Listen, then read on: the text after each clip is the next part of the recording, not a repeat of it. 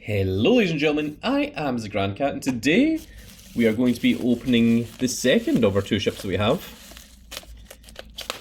And this is going to be the Moby Dick.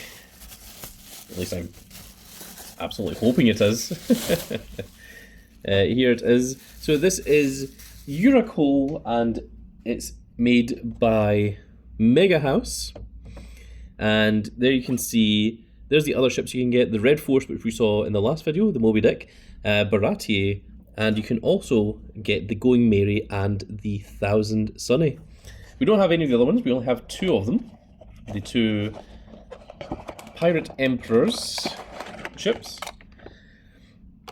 Although I suppose that would also include the Thousand Sunny at this point.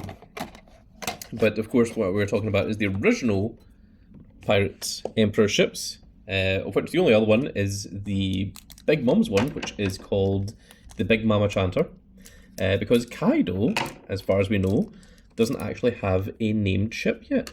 Or I don't think he ever did, and I don't think he ever will, on the basis that he probably won't be returning back to the series.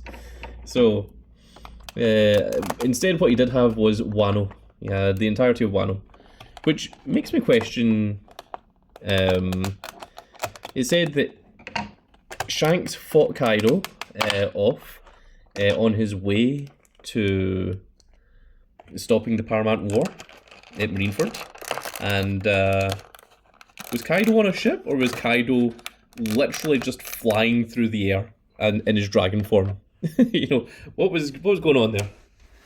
Is a question that I would like answered at some point before the series ends. And there is the Moby Dick itself. Now, of course, the Whitebeard Pirates had three major big ships, but the white one was, of course, Whitebeard's own personal ship. It's obviously, of course, named after Moby Dick, the very famous white whale from the book Moby Dick, of which is a story about, well, it's a story about many things.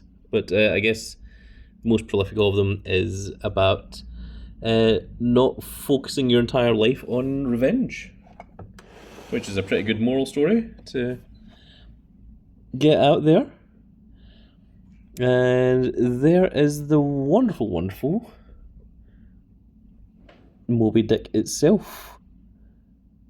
Which of course was a real shame when Whitebeard had to watch Moby Dick be destroyed by what is now Fleet Admiral Sakazuki, and at the time was merely Admiral Sakazuki. And there is a comparison shot with the Red Force. So it looks like the Moby Dick is just a tiny bit bigger than what the Red Force is. Not by much, but you can certainly see there's a little bit of a size difference there. They both have the same little stand at the bottom. Let's now compare the Moby Dick to Zenisha. Which makes me wonder if Whitebeard ever went to Zenisha. Probably.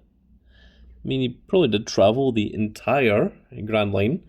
I mean, he had been on the Grand Line for long enough. Makes me question if Rox has ever been to Zenisha. That's a bigger question. But there we are. Which is very, very cool. And now let's do a full 360 of the Moby Dick itself, which is very, very cool. Of course, the Moby Dick is supposed to be a gigantic, almost admiral level ship for, of course, the first of the four, well, the second of the four emperors that we meet, the first one being Shanks, but the first of the original four emperors, and of course the very first of the four emperors, big old Whitebeard himself. And there we are, folks. That is going to be it for this little video. We've got one more video left to go, which is a very cool, very special one, and it is from the Mugiwara store. It is Straw Hat Luffy on the top of a little train that is designed to look like the Going Sunny. So, the Thousand Sunny, not the Going Sunny. That's the fusion of the Going Merry and the Thousand Sunny. But that's going to be it for this little video, folks. I really hope you've all enjoyed, and if you did enjoy it, please give me a like, share, and subscribe. And if you are subscribed, make sure you click that notification icon so that you can see when more of these glorious little videos go out.